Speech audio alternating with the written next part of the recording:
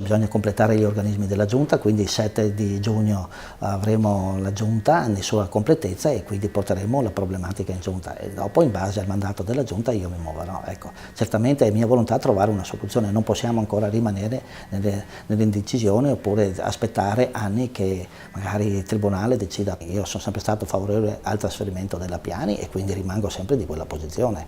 Dopo ci devono essere le condizioni, ci bisogna trovare la strada per trovare una soluzione. Penso che una città come Treviso non possa sopportare a lungo il peso di anche un conflitto in tribunale tra soggetti importanti come Fondazione e Camera di Commercio. Io ho sempre sostenuto che soggetti istituzionali di questo peso e questa rilevanza debbano trovare un accordo per il bene della città.